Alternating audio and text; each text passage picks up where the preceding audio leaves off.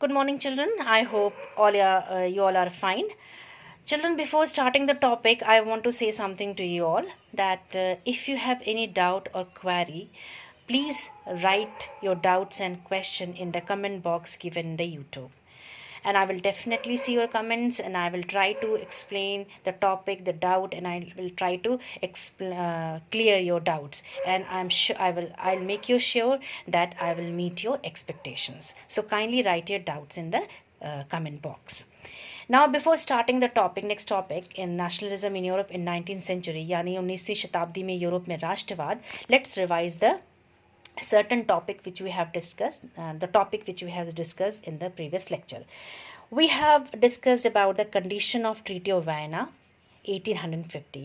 हमने पिछले लेक्चर में वायना की संधि की शर्तों के बारे में बात कही थी, डिस्कशन किया था, चर्चा किया था. And the second one is territorial changes, यानी प्रांतीय या क्षेत्रीय परिवर्तन. What type of changes were made at treaty of vena in the French society. हमने इन दोनों पॉइंट्स के बारे में डिस्कशन किया था अपने पिछले लेक्चर में. Now in this lecture we are going to study about the topic the making of nationalism in Europe, यानी यूरोप में राष्ट्रवाद का निर्माण, यानी how the nationalism entered into the Europe and what conditions and what structure, what reasons were responsible for making the nationalism in Europe. Europe में राष्ट्रवाद का निर्माण कैसे हुआ and how the nationalism was formed in Europe.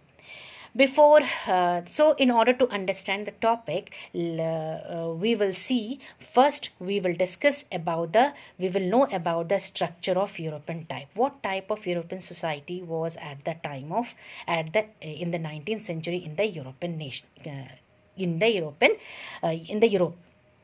मतलब हम सबसे पहले पढ़ेंगे यूरोप की सामाजिक संरचना के बारे में. नेशनलिज्म, यूरोप में राष्ट्रवाद का निर्माण कैसे हुआ, इसको समझने के लिए सबसे पहले हम पढ़ेंगे यूरोप की सामाजिक संरचना कि उस समय यूरोपियन सोसाइटी थी कैसी. Now children, the society was divided into two classes. The first is aristocracy, that is called कुलीन वर्ग, और second one is low class, that is called निम्न वर्ग. And with the arrival of industrialization, औद्योगिकीकरण के आगमन से जो एक नया क्लास, एक नया वर्ग उभर के आया, उसको कहते हैं न्यू मिडिल क्लास, नया मध्य वर्ग. Now in the aristocracy, सबसे let's deal with the first point, aristocracy, कुलीन वर्ग. This class consisted of high class masses.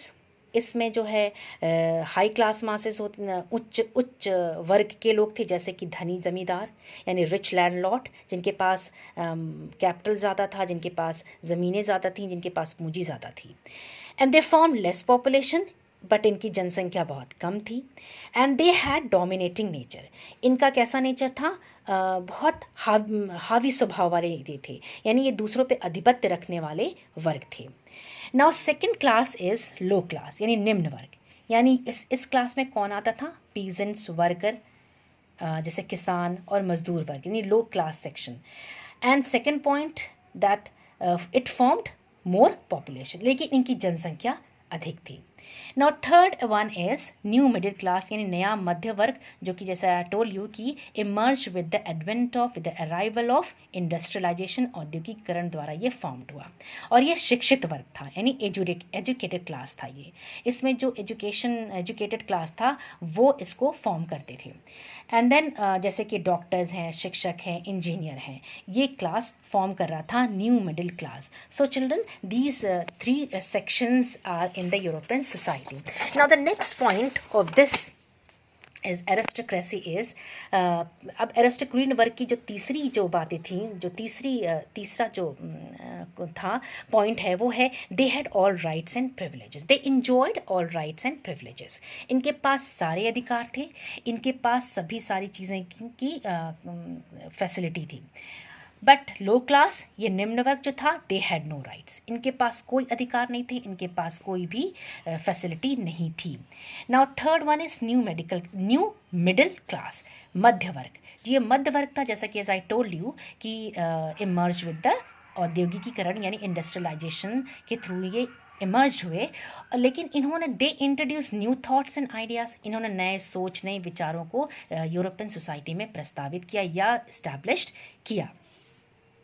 Now, children, we in this our next topic is, as we know that we have discussed about the structure of the European society. Now we have the next topic of this point, making of nationalism in Europe, is the question. The first question is that before starting the topic after the structure of society, हमारे समक्ष एक question आता है, आ रहा है कि till 18th century, यानी 18th century तक यूरोप में पहले नेशनलिज्म क्यों नहीं था. मतलब वाई, ये क्वेश्चन है कि वाई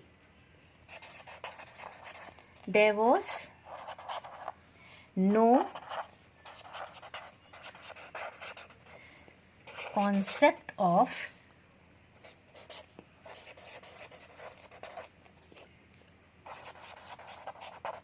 nationalism in Europe. यानी राष्ट्रवाद की विचार व्यवस्था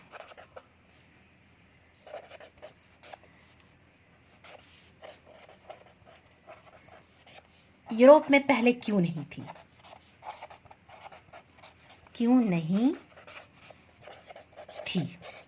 ये क्वेश्चन है कि why there was no concept of nationalism in Europe till 18th century. क्यों नहीं था वहाँ पे ऐसा कोई कॉन्सेप्ट नेशनलिज्म का, राष्ट्रवाद की विचारधारा यूरोप में क्यों नहीं थी. और यू कैन से दैट कि how did nationalism and the idea of the nation state emerge, यानी राष्ट्रवाद और राष्ट्र राज्य का विचार कैसे आया, यानी राष्ट्रवाद और राष्ट्रीय राज्य का विचार कैसे आया. यानी और यू कैन से दैट कि सेकंड क्वेश्चन हो सकता है कि how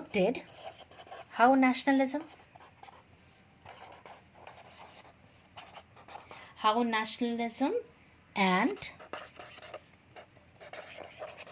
idea of nation state emerged. यानी क्वेश्चन आपका आता है कि राष्ट्रीय राज्य और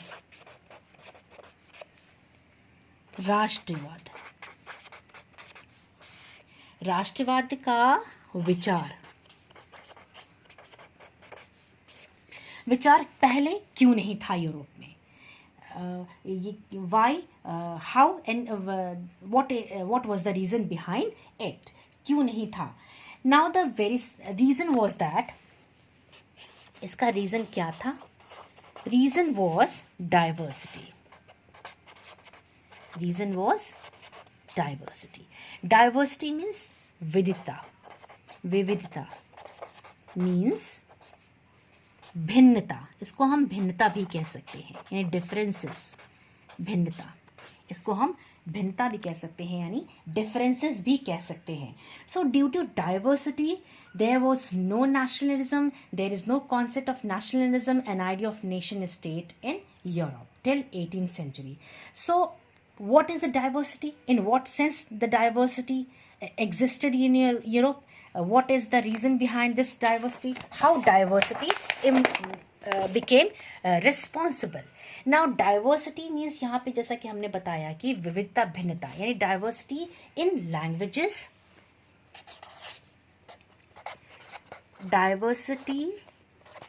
in languages, culture,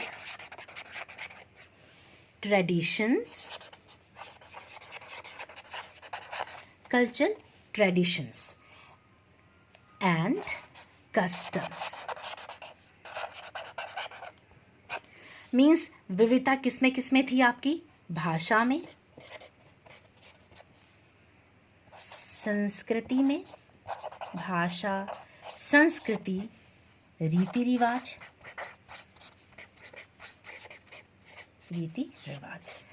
Now diversity at that time in European society, there was diversity in languages, culture, traditions and custom.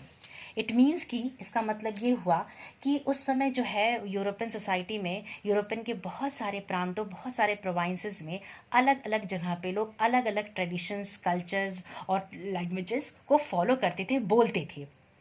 आप you could find at that time कि some where Polish language was spoken, some were French and some were Russian and some were Italian. तो हर जगह, हर प्रांत में, हर provinces में अलग अलग भाषा बोली जाती थी, अलग अलग ट्रेडिशंस थे, अलग अलग रीति रिवाज थे, अलग अलग संस्कृति थी. तो बहुत सारी डाइवर्सिटी जो है यूरोपियन नेशंस में फैली हुई थी, स्प्रेड आउट हुई थी, जिसकी वजह से due to this the concept of nationalism was nil. यानी उस समय कोई भी नेशन स्टेट नहीं था, यानी there was no nation state, no राष्ट्रीय राज्य in the European nation because of the diversity. So children, we have discussed about the diversity. We got it. I hope you got the answer.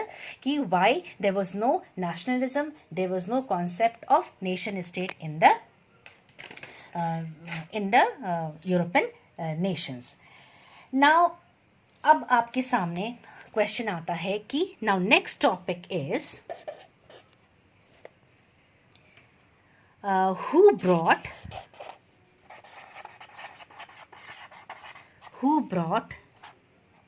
the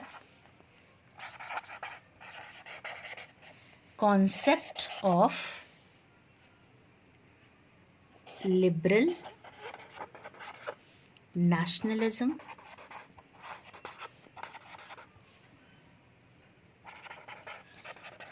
in Europe. यानी आपका next question आता है कि Europe में उदारवाद राष्ट्रवाद कौन लेकर आया? कौन लेकर आया? Now we will also we will know about the liberal national meaning of liberal nationalism. Liberal, what is liberal? But before knowing that this term, let's find out the answer of this question. Ki who brought the concept of liberal nationalism in Europe? Children, we have discussed about the three sections, three classes in the European society. कि तीन वर्गों में बटा हुआ था. We have also discussed about the third section, third वर्ग जो था, थर्ड क्लास जो था, जिसको हम नया मध्य वर्ग कह रहे थे, न्यू मिडिल क्लास कह रहे थे. दे formed what? They formed the educated class. उन्होंने शिक्षित वर्ग थे वो, और जिसमें डॉक्टर्स, इंजीनियर, शिक्षक सभी थे, जो नए नए विचारों के साथ यूरोपियन सोसाइटी में इमर्ज्ड हो रहे थे, और उन्होंने नए नए आइडियाज़, नए विचार और सोच के साथ दे फॉर्म द क्लास. तो they were responsible for the concept of liberal nationalism in Europe. Who responsible? The new middle class. यानी नया मध्य वर्ग. ये नया मध्य वर्ग जो था वो रिस्पॉन्सिबल था emergence of liberal nationalism in Europe. ये लेकर आए, यही वो वर्ग था जिन्होंने इस कॉन्सेप्ट के बारे में, इस विचारधारा के बारे में यूरोपियंस को बताया.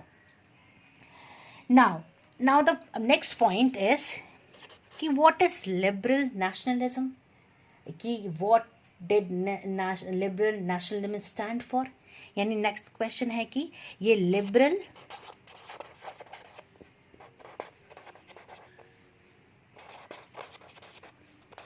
nationalism stand for what? यानी उदारवादी राष्ट्रवाद के क्या मायने थे? मतलब क्या मायने थे उदारवादी राष्ट्रवाद के? उदारवादी राष्ट्रवाद के क्या मायने थे, क्या इसके मतलब थे? Now the point is that, now children, उदारवादी राष्ट्रवाद के क्या मायने थे कि what did liberal nationalism stand for? Now the ideas of national unity, in the early 19th century. Now children, listen carefully what I am explaining. Ideas of national unity in the early 19th century Europe were closely allied to the ideology of liberalism. मतलब ये कि Europe में जब 19वीं शताब्दी में Europe में शुरुआती ही टाइम में, शुरुआती ही दशकों में जो राष्ट्रीय एकता से संबंधित विचार जो थे वो उदारवाद से जुड़े हुए थे। यानी जो 19th सेंचुरी के जो बिगिनिंग, जो शुरुआती टाइम था, जो आरंभिक काल था, उसी टाइम से, उसी समय से ही जो ये उदारवाद का विचार था वो राष्ट्रीय एकता से जुड़ा हुआ था। नाउ अब now the next point question is कि first of all we will know about the meaning of liberalism. Now meaning of liberalism means उदारवाद. Now we will find out the meaning of liberalism यानी उदारवाद. तो अब इसका मतलब हम समझते हैं कि उदारवाद का मतलब क्या होता है. तो द टर्म उदारवाद यानी liberalism means, this liberalism word derives from the Latin word. ये कहाँ से आया? लैटिन लैंग्वेज से, यानी लैटिन भाषा से इसको लिया गया है. द लैटिन भाषा लिब, LIBER, लिबर से इसको लिया गया है, जिसका मतलब होता है फ्री और लिबर्टी. फ्री और लिबर्टी.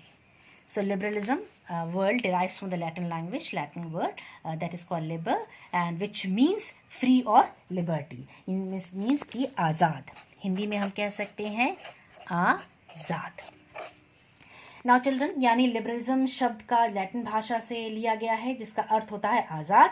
और जैसा कि हम जानते ही हैं कि लिबरलिज्म को हिंदी में हम उदारवाद कहते हैं. जैसा कि हम सब जानते हैं कि लिबरलिज्म को हम हिंदी में उदारवाद कहते हैं. Now we have discussed the new middle class have brought the concept of उदारवाद यानी liberal nationalism in the Europe. और जैसे कि ये मध्य वर्ग था, जो एजुकेटेड क्लास था, जो शिक्षित वर्ग था, यूरोप में ये लेकर आए. तो लिबरल नेशनलिज्म का मतलब यह हुआ. तो अब हम पढ़ेंगे कि what did liberal nationalism stand for. तो लिबरल नेशनलिज्म का मतलब यह हुआ कि व्यक्ति के लिए, कि मतलब एक मतलब यह है कि व्यक्ति के लिए आज़ादी और कानून के समक्ष सबकी बराबरी. इट मीन्स व्हाट, कि liberal nationalism stood for freedom, stood for one freedom for the individual,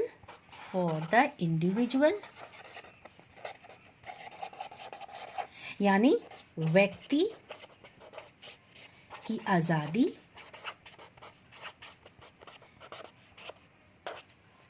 आज़ादी, and second is the equality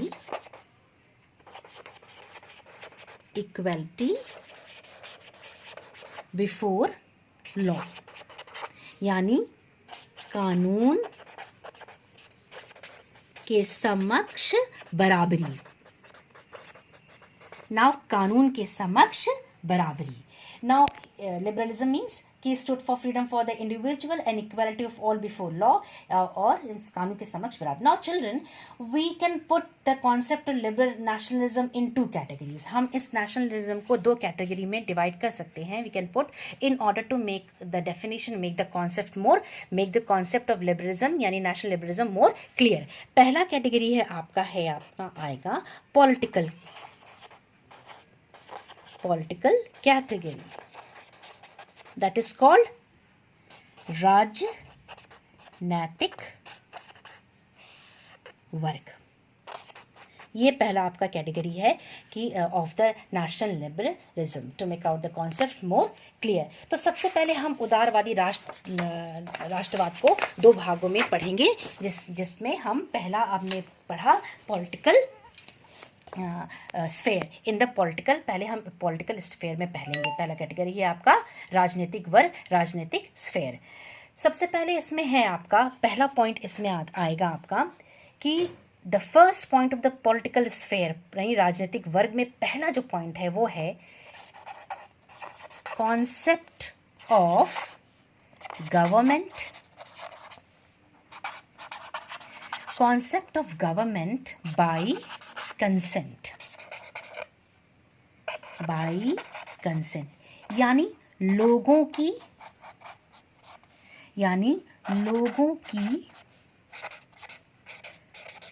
सहमति, लोगों की सहमति से सरकार का गठन, सरकार का गठन। Now first point is the concept of government by the consent by the of the people, यानी लोगों की सहमति से सरकार का गठन। It means that politically it emphasized the concept of government by the consent of the people। मतलब यह कि राजनीतिक रूप से उदारवाद एक ऐसी सरकार पर जोर देता है जो जनता की सहमति से बनी हो। आई रिपीट कि राजनीतिक रूप से उदारवाद एक ऐसी सरकार पर जोर देता है जो जनता की सहमति से बनी हो। Understood children? Now second point is that, now second point में आप पहले देखेंगे कि एंड ऑफ मोनार्की, यानी लिबरलिज्म का जो था वो आपका था end of monarchy, end of monarchy and establishment of republic. Now children, since the French Revolution, liberalism had stood for the end of monarchy and aristocracy, and constitution and representative government through parliament. यानी आप देखेंगे, आपने पढ़ा भी था, आप ये जानते भी कि फ्रांसीसी क्रांति के बाद जो उदारवाद, राजतंत्र और ये ऑटोक्रेसी थी, नॉट एरिस्टोक्रेसी, ऑटोक्रेसी, जो निरंकुश शासक की जो विशेषाधिकार थे उसकी समाप्ति हो गई थी और उसकी जगह पे जो था वो प्रजातंत्र पर बेस्ड सरकार का संसदीय तौर पर गठन हुआ था। ये था आपका end of monarchy and establishment of Republic. Now third point is that, in the third point it stressed the inviolability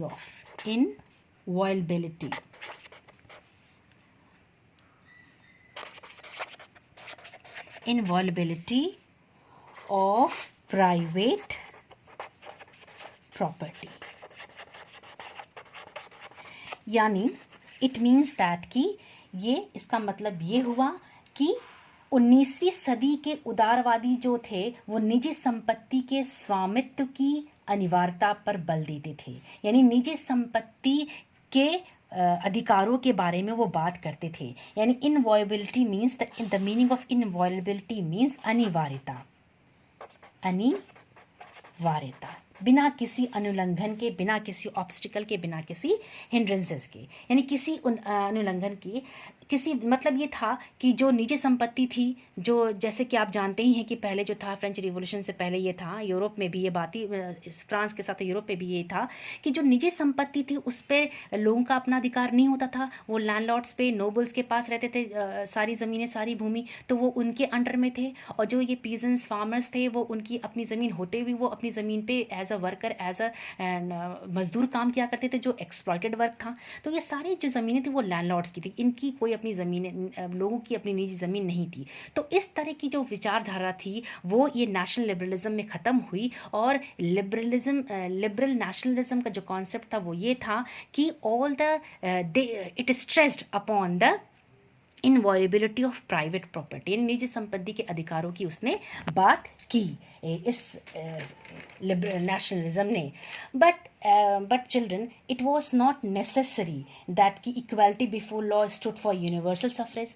लेकिन इसका ये मतलब तो नहीं हुआ है, ज़रूरी नहीं था ना कि कानून के समक्ष बराबरी का विचार सबके लिए मताधिकार के पक्ष में था। यानी सफरेज, इसका मतलब ये नहीं था ना कि suffrage means the word I have used, suffrage means मताधिकार, मताधिकार। ना इसका मतलब ये नहीं कि मताधिकार कि ज़रूरी नहीं था कि कानून के समझ बराबरी का विचार जो है सबके लिए मताधिकार के पक्ष में नहीं, सबके लिए वोट दे। मताधिकार मीन्स यहाँ होता है कि आपका वोट, यानी right to vote, right to vote, इसका मतलब है right to vote. Now because क्यों ऐसा क्यों था, क्योंकि आप देखे होंगे, you have studied in the revolutionary France which marked the first political experiment in the liberal democracy. The right to vote and right to get elected was granted exclusively to the private property owning men. मतलब ये कि आपने पिछले class में ये पढ़ा होगा कि किस तरीके से जो फ्रांसीसी क्रांतिकारी जो थे, उदारवादी क्रांतिकारी थे, उन्होंने प्रजातंत्र का पहला राजनीतिक प्रयोग किया था और वहाँ मत देने और चुने जाने का अधिकार केवल संपत्तिवान पुरुषों को ही था। जिसके पास प्रॉपर्टी थी, जिसके पास संपत्ति होती थी, उसी को वोट देने का अधिकार था। यानी main without property and all women were excluded from political rights. यानी जिन पुरुषों के पास संपत्ति नहीं थी और महिलाओं को राजनीतिक अधिकार नहीं दिए गए थे, एंड ओनली जिनके पास प्रॉपर्टी थी उन्हीं के पास जो है वो ये दिया गया था। So children, however only for a brief period brief period of Jacobins, when Jacobins जो है वो did all adult male enjoyed suffrage. मतलब ये कि केवल जैकोबिन शासन में ही थोड़े समय के लिए सभी जो वयस्क पुरुष थे उनको ये अधिकार प्राप्त था। जब जैकोबिन जब जैकोबिन का शासन आया तब थोड़े समय के लिए उनके इन अधिकारों को दिया गया था, लेकिन उसके बाद जब नेपोलियन आया, when Napoleonic Code went back to limited suffrage and reduced women to the status of minor or subject to the authority of fathers and husband। यानी जब जैकोबिन शासन जब खत्म हुआ, तब जब नेपोलियन जब वापस आया, क्या लेकर आया कि नेपोलियन की संहिता जो है वो पुनः जो है इस अधिकार को वापस ले आई। और इसमें क्या हुआ, उसने महिलाओं को अनएक्सपीरियंस साबित कर दिया और उसे उन्हें पिता या पतियों का अधीन कर दिया। So children, due to these reason throughout the 19th and early century, women and non-propertied men started revolting against them, and then what happened? And they demanding equal political rights। यानी पूरी 19वीं सदी और 20वीं सदी के शुरुआती ही वर्षों में महिलाओं और संपत्ति विहीन, जिनके पास संपत्ति नहीं थी, वो पुरुष ने क्या किया, उन्होंने क्या किया, राजनीतिक अधिकारों की मांग करते हुए विरोध आंदोलन चलाने लगे। यानी they started revolting against this thing. Now children, we will stop here, and in the next lecture we will discuss about the concept of liberal nationalism in economic sphere। यानी दो स्फेयर में हमने बांटा है, एक political sphere और एक economic sphere। We have discussed the political affair, so in next lecture we will discuss about the economic sphere, यानी आर्थिक क्षेत्र में उदारवादी राष्ट्रवाद के बारे में हम पढ़ेंगे। I hope you will like my video, and so goodbye and take care।